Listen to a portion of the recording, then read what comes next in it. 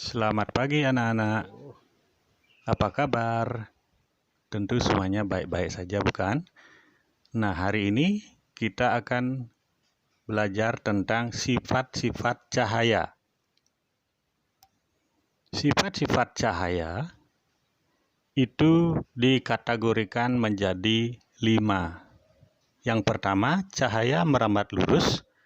Kedua, cahaya dapat dipantulkan. Ketiga, cahaya dapat dibiaskan.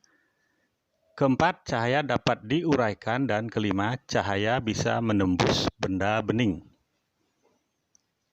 Dengarkan penjelasan berikutnya ya. Cahaya merambat lurus. Maksudnya, sifat cahaya yang merambat lurus akan terjadi jika melewati satu medium perantara. Maksudnya bagaimana? Coba lihat yang berikut ini. Kejadian ini dapat dilihat dengan nyata pada lampu senter yang merambat lurus.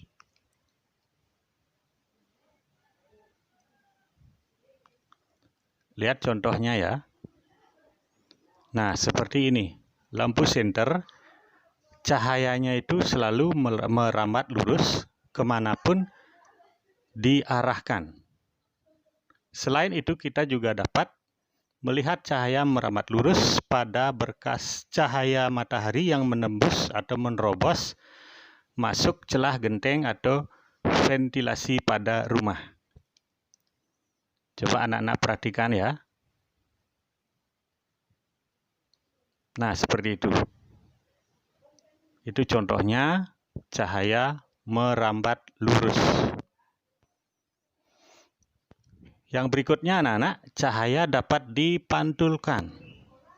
Maksudnya bagaimana? Cahaya yang dapat dipantulkan adalah sebuah proses terpancarnya kembali cahaya dari permukaan benda yang terkena cahaya. Atau dalam arti lain, cahaya itu memantul kembali ketika mengenai permukaan suatu benda. Jika menyalakan senter di ruang gelap dan senter diarahkan ke cermin, kamu bisa melihat cahaya akan terpantul ke arah yang berlawanan. Nanti kita lihat contohnya ya. Nah, seperti ini. Cahaya senter dipantulkan melalui cermin. Dia akan memantul ke tempat yang berlawanan. Berikutnya, cahaya dapat dibiaskan. Maksudnya adalah pembiasan adalah proses pembelokan arah rambat cahaya ketika melewati dua medium yang berbeda kerapatannya. Contohnya, pensil atau benda yang mempunyai bentuk lurus akan terlihat seperti bengkok ketika dimasukkan pada gelas yang berisi air. Kita lihat contohnya ya. Nah, seperti ini. Ketika pensil dicelupkan, terlihat seperti putus atau patah atau bengkok. Itulah pembiasan cahaya. Yang berikutnya anak-anak, cahaya dapat diuraikan. Nah, bagaimana maksudnya? Coba kita lihat. Penguraian cahaya atau dispersi cahaya terjadi secara alami. Contohnya adalah ketika terjadi pelangi. Pelangi terdiri dari beberapa warna seperti merah, jingga, kuning, hijau, biru, yang sebenarnya warna-warna tersebut asalnya dari satu warna saja, yaitu warna putih dari matahari. Tetapi warna putih tersebut dibiaskan atau diuraikan oleh titik air hujan menjadi beberapa macam warna, sehingga terbentuklah warna-warna indah pelangi. Nah, kita lihat contohnya. Indah bukan? Ya.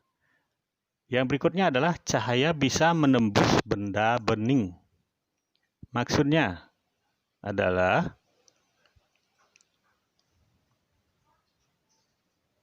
cahaya dapat menembus benda bening. Hal ini karena benda bening mampu meneruskan cahaya.